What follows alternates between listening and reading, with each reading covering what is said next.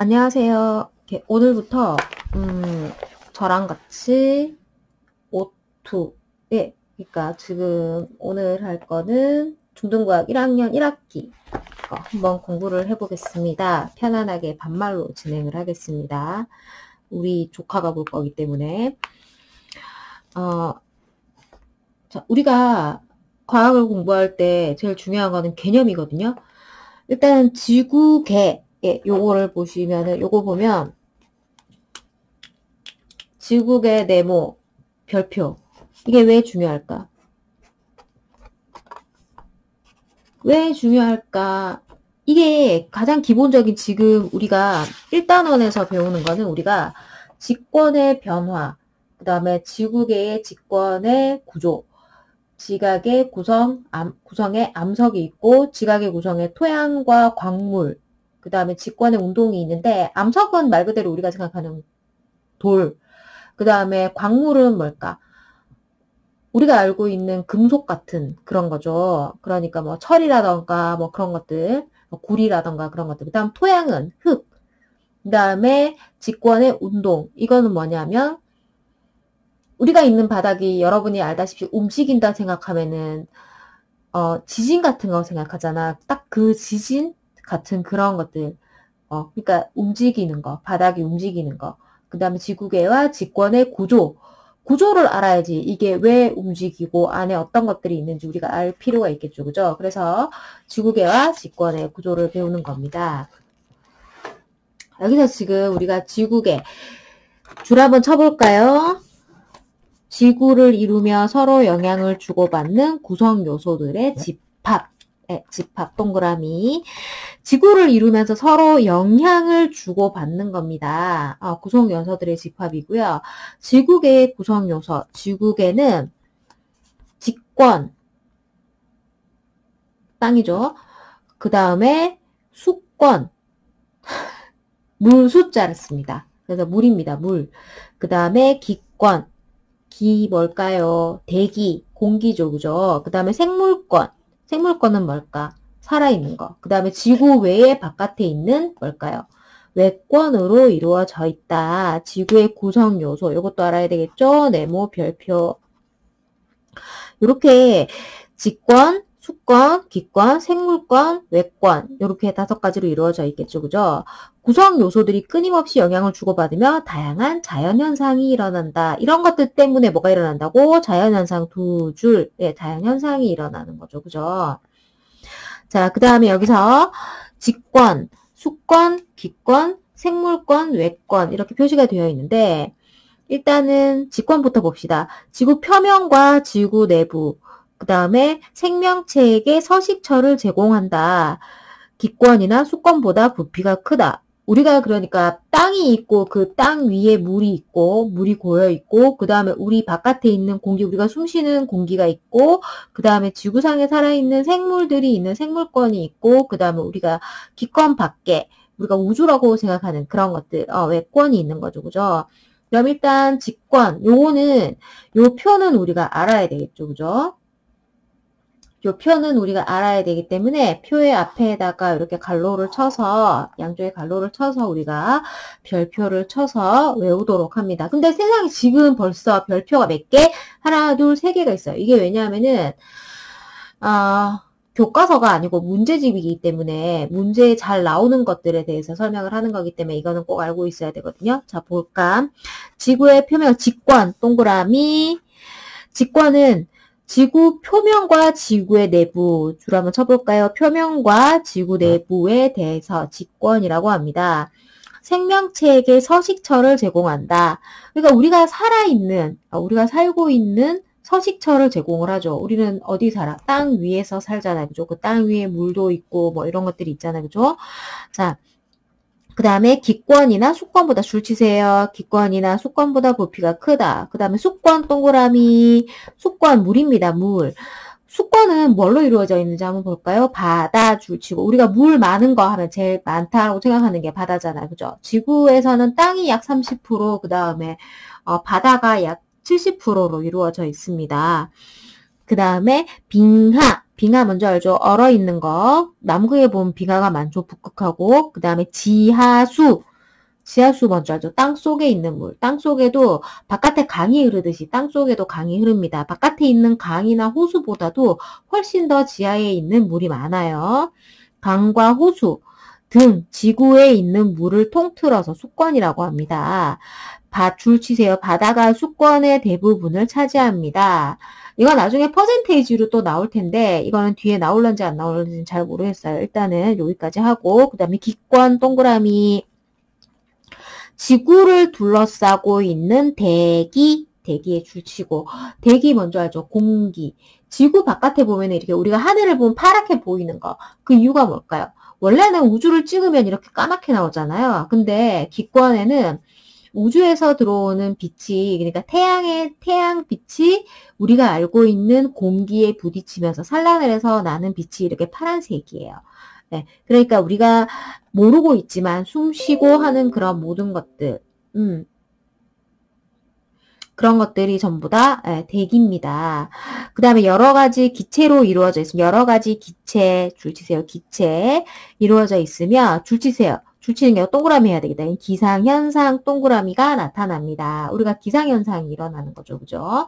그 다음에 생물권 동그라미 생물 줄치세요. 지구에 살고 있는 모든 생물 모든 생물에는 어떤 것들이 있을까? 우리가 하다못해서 알고 있는 곰팡이라던가 그 다음에 우리가 알고 있는 바이러스 그 다음에 세균 이런 것부터 시작해서 코끼리나 기린 같은 큰 생물들 그런 것들까지도 전부 다 풀 한 포기 이런 것들 생물이죠. 그죠? 살아있는 것들이 생물입니다. 네. 직권, 수권, 기권에 넓혀 줄치세요. 넓게 분포한다. 그러니까 땅속에도 생물이 살아있잖아. 땅속에 살고 있는 생물 뭐죠?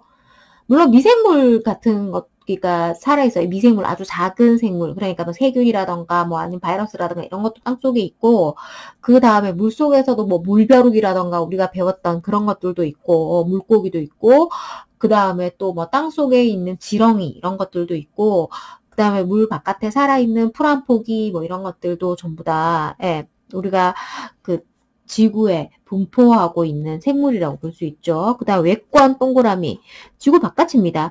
그러니까 지구 바깥인데 우리가 지구를 기권까지를 지구 생물권 요가 지구 안에 있는 것들이죠. 그죠? 지구에 포함되어 있는 거. 기권은 지구의 인력 때문에 있는 거기 때문에 그렇게 생각하면 되고 외권, 기권의 바깥 영역인 우주 공간 줄치세요. 우주 공간입니다. 줄치세요. 달, 태양 등의 천체를 포함한다. 천체 동그라미. 천체가 뭘까?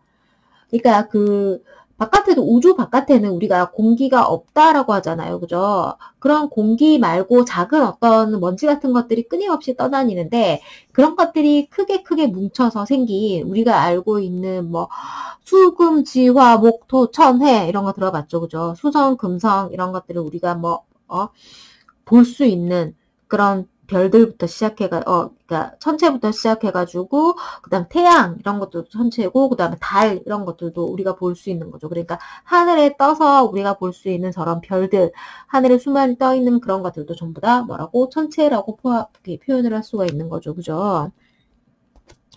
자, 옆에 플러스 강의 한번 봅시다. 전체 안에서 서로 영향을 주고받는 구성요소들의 집합을 줄치세요. 구성요소들의 집합을 동그라미라고 한다. 그 다음에 지구계 구성요소가 영향을 받으면서 일어나는 현상의 동그라미 화산폭발 줄치세요. 화산폭발해서 죄송합니다. 혀가 꼬이네요. 분출된 화산재가 줄치세요. 화산재가 햇빛을 가려 그 다음 햇빛을 가리면 어떻게 될까? 우리가 여름에도 그늘 나무 아래에 있는 거 하고, 그 다음에 햇빛을 바로 쬐는 거 하고, 이런 거 다르죠. 그죠? 그늘 아래에 들어가면 우리가 좀 시원하다, 이런 걸 느끼는데, 알다시피, 우리가 나무들이 푸르게 잎을 내는 거는 여러분들 배웠다시피 광합성이라고 하잖아요. 그죠? 그런 것들이 일어나기 위해서는 햇빛을 봐야 되는데, 그렇지가 않으니까 그러니까 그늘 안에 꼭 있는 것처럼, 시원하게 어떻게 될까? 지구의 기온이 줄치세요. 기온이 떨어지게 됩니다. 그러니까 직권과 기권이 서로 영향을 받는 거죠. 이런 거 같은 경우에 직권 동그라미, 기권 동그라미 한번 쳐보세요. 그 다음에 우주의 물질이 줄치세요. 우주의 물질이 대기로 들어와서 빛을 내며 탄다. 여러분들 이거 어디서 많이 봤다. 뭘까?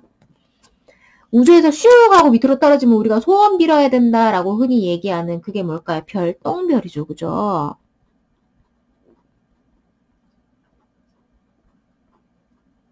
별똥별입니다. 예, 외권과 외권, 그러니까 외권, 그러니까 우주에서 외권 동그라미 들어와서 우리의 기권, 그러니까 기권, 우리가 그 지구를 둘러싸고 있는 공기로 들어오면서 얘가 공기하고 마찰에 의해서 불이 타는 거예요. 알겠죠? 그 다음에 기권의 역할, 이거 아주 중요합니다. 이게 그 시험에 나와서 중요한 게 아니고 기권이 굉장히 중요한 거예요. 기권의 역할 동그라미. 기권은 줄치세요. 생명체가 호흡이나 광합성을 하는데 필요한 기체를 제공하고 또한 줄치세요. 태양에서 오는 유해한 빛, 감마선이나 X선 같은 그런 것들이 태양에서 날라옵니다. 그 다음에 우리가 흔히 알고 있는 많이 쬐면은 피부암 걸린다, 아니면 살이 탄다라고 하는 자외선 같은 것들도 어느 정도 막아줍니다. 줄치세요. 생명체가 살기에 적당한 온도 유지, 이게 가장, 이거 중요하죠. 그죠? 빛과 온도, 이런 것들을 조절하는 데 있어서 굉장히 중요합니다. 자, 그 다음에 직권의 구조. 이거 알아야 되겠죠. 그죠? 직권의 구조. 제가 옷이 잠깐 보였는데 잠옷입니다. 죄송합니다. 여러분들도 집에서 입고 지금 이렇게 여러분들이 보는 시간은 어떤지 모르겠는데 저는 지금 밤입니다. 새벽입니다. 오전 4시쯤 됐습니다. 직권의 구조. 직권의 구조는 어떻게 되어 있을까? 지구 내부입니다. 직권. 지구 내부 조사 방법. 지구 내부 조사 방법, 네모, 별표. 어떻게 조사할까? 이게 두 가지가 있어요. 직접적인 방법과 동그라미, 간접적인 방법, 동그라미가 있습니다. 어떤 게 있냐면, 시추, 네모. 이게 뭐냐면, 시추한다라는 거. 우리가 혹시 여러분들 아프리카 같은 데서 지하수를 파기 위해서 이렇게 파고 들어가는 이렇게 어떤 기계 같은 거 보신 적 있으세요? 그런 것들이 시추인데 줄치세요. 직접 땅을 파고 들어가서 지구 내부 조사합니다. 그 다음에 또 우리가 직접 파고 들어가는데 여러분들은 얼마나 파고 지구 중간까지 파고 들어갈 수 있을까? 아니에요. 1km 파는데도 굉장히 힘듭니다. 그런데 그렇기 때문에 안에서 나오는 것들이 중요해요. 우리가 안에서 나올 때 지구가 땅이 토를 합니다. 쉽게 생각해서 그게 뭘까? 화산 분출물입니다. 화산 분출물, 네모, 조사. 네, 화산이 폭발할 때 나오는 지구 내부 물질을 조사를 합니다. 이게 바로 지구 내부의 물질을 조사할 수 있는 방법이죠. 시추를 하지 않아도 안에 어떤 것들이 있는가 알 수 있는 겁니다. 그 다음에 간접적인 방법이 있는데 지진파 분석, 네모, 네, 별표. 이거 우리가 할 수 있는 것 중에서 이게 간접적인 방법 중에서 가장 우리가 안에 어떤 물질들이 있다라는 걸 알기 위해서 지진파 분석이 제일 중요해요. 줄치세요. 지진파 발생 시 지구 내부를 통과해서 전달되는 지진파 동그라미 분석합니다. 지진파는 이렇게 액체, 기체, 그 다음에 또 고체, 우리가 알고 있는 물질의 세 가지 상태죠. 그죠? 그런 물질을 통과할 때마다 속도가 달라지는데 그 속도에 따라서 안에는 여기는 액체겠구나, 여기는 기체겠구나, 여기는 고체겠구나 라는 걸 알 수가 있는 겁니다. 지진파는 이따가 또 배울 거예요. 운석 연구, 지구 내부 물질과 운석 연구에 네모해야 되겠죠? 지구 내부 물질과 비슷한 물질로 이루어진 운석을 연구합니다. 바깥에서 그러니까 우리가 떨어지는 거, 아까 얘기했죠? 여기 별똥별이라고 적혀있는 얘가 누굽니까? 얘가 바로 운석이죠. 여러분들 혹시 유튜브에서 러시아 운석 같은 거 이런 거 찾아보면은 운석이 떨어져서 불빛을 굉장히 크게 냅니다. 그게 별똥별이라고 우리가 부르는데 그런 운석들은 우주에서 우리도 어차피 우리 지구도 우주에 속해 있기 때문에 그런 우주에서 떨어지는 별똥별들도 결국은 우리 지구와 비슷한 물질을 갖고 있는 거거든요. 네, 그런 운석을 연구하는 거죠. 가장 효과적인 방법이 뭐냐? 아까 얘기했죠, 그죠? 가장 효과적인 방법 두 줄 치시고요. 지진파 분석입니다.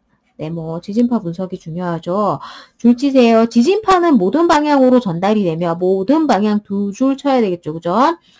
줄 치세요. 통과하는 물질에 따라 전달 속도가 달라지므로 지구 내부 구조와 각 층의 상태를 알아낼 수 있다. 이 상태라는 것은 아까 제가 얘기했듯이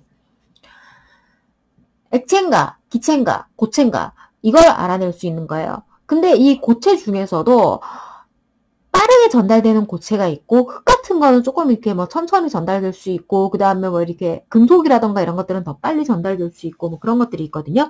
그래서 그런 것들의 상태를 알아낼 수가 있는 거죠. 아, 이 안에는 금속으로 차 있겠구나.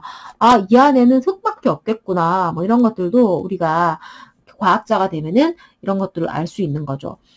직권의 층상구조, 네모, 별표 이거 알아야 됩니다. 직권은 지각 동그라미, 멘틀 동그라미, 외핵 동그라미, 내핵 동그라미 총 4개 층으로 구분이 된다.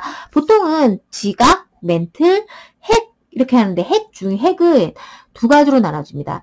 핵은 외핵과 내핵으로 나누어지는데 가장 큰 부피를 차지하는 게 멘틀이죠. 멘틀 위에 지각이 얇게 얹혀져 있습니다. 그러니까 보이세요? 여기 보면은 지각 적혀 있는데 굉장히 얇게 되어 있어요. 그냥 뭐 선 하나로 되어 있죠. 그죠? 이게 지각이고 멘틀 위에 지각이 있고 그 다음에 외핵, 그러니까 안에 외핵이 있고 그 다음에 완전 안에는 내핵이라는 게 있습니다. 그러니까 핵 중에서도 내 해가지고 핵이 있는 거죠.